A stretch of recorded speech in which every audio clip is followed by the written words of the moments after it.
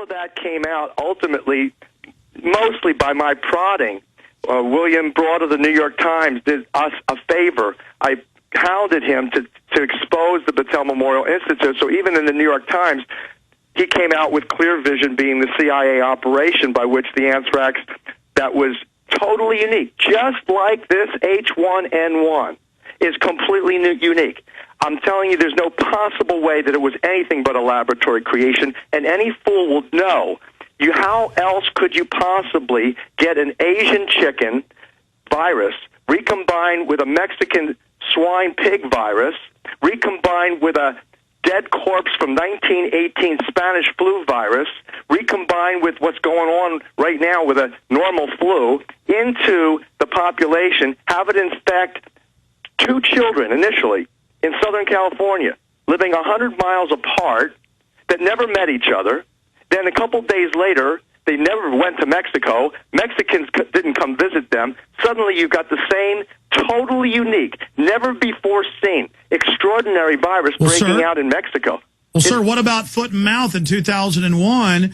It pops up in over 30 locations from Scotland to Cornwall, from the south of England to the north in the same 2-day period. And there's laboratory people there. Part of Porton Down is part of a zoological bioterrorism drill. We said clearly they planted it. They used it to kill 4 million cows, 8 million sheep that didn't even have it, bring in biological tyranny and control. And then 2 years later, they admitted, okay, the government accidentally released it from Porton Down Bioweapons Lab. Then they killed Dr. David Kelly to shut him up about it.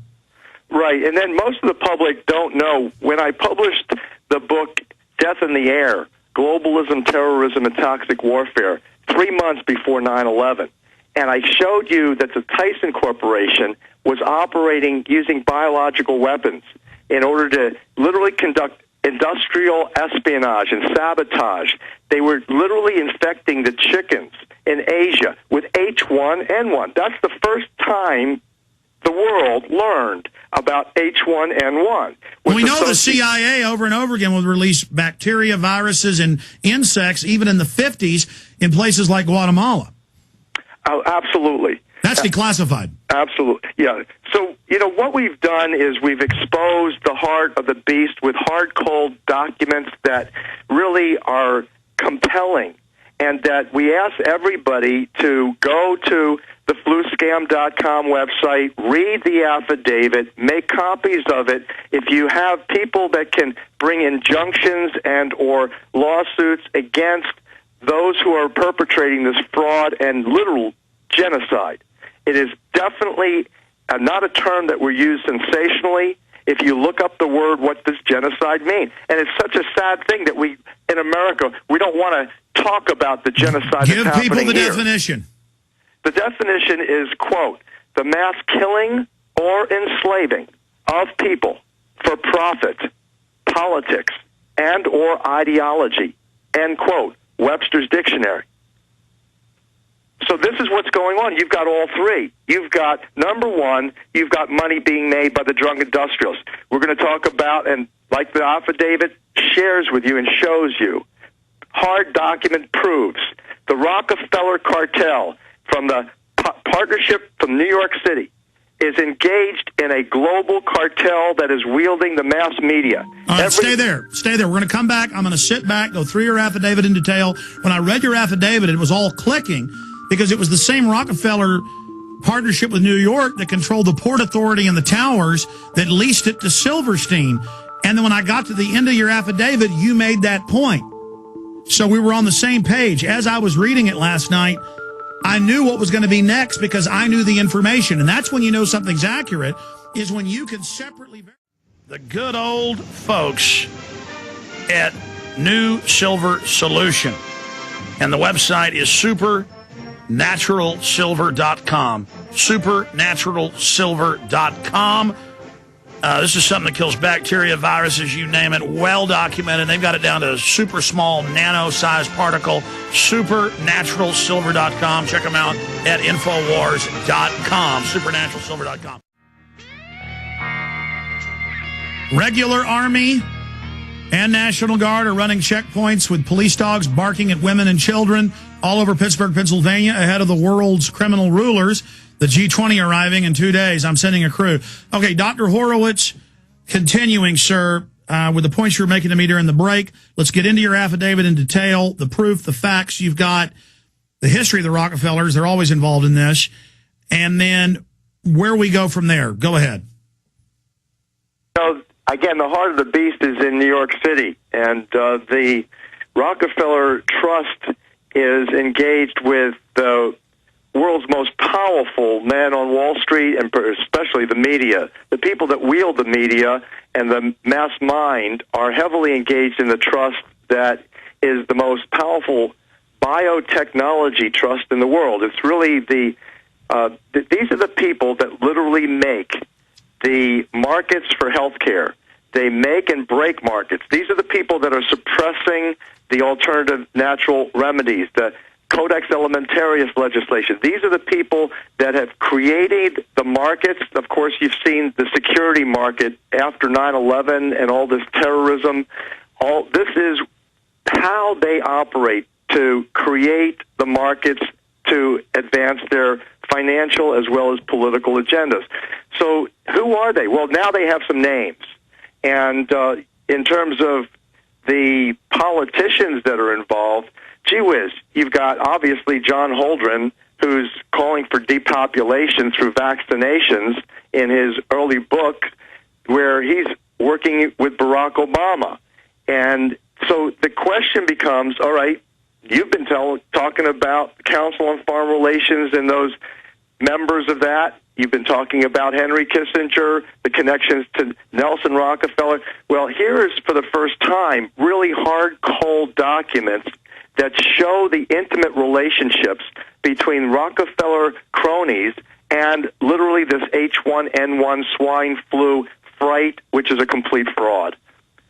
So I can go, I mean, like you say, it's an extremely lengthy affidavit. Boil down the basics of how you put this together, who the key players are. Well, honestly, by the grace of the Creator, it all came together. The main players are, first of all, in the UK. So much of it is coming through Britain. You have to understand that most of the mainstream media, Cablevision, is Rupert Murdoch. People don't know, but we're now exposing. For example, Murdoch's mother, a 100-year-old lady, is intimately connected with the Queen of England. His daughter and his mother is actually still running right now the place where H1N1 swine flu vaccines are being tested right now on babies and children and pregnant women.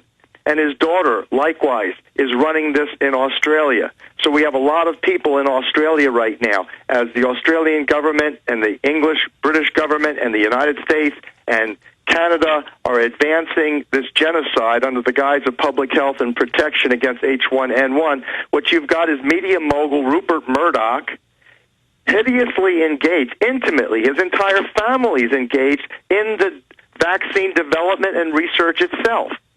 That's a stunning revelation. Rupert Murdoch is co-director. He is a co-director. David Rockefeller founded the Partnership for New York City, which is this trust that's conducting genocide. Rupert Murdoch is a co-director of that. And when you start to research that, that's when everything started to unravel.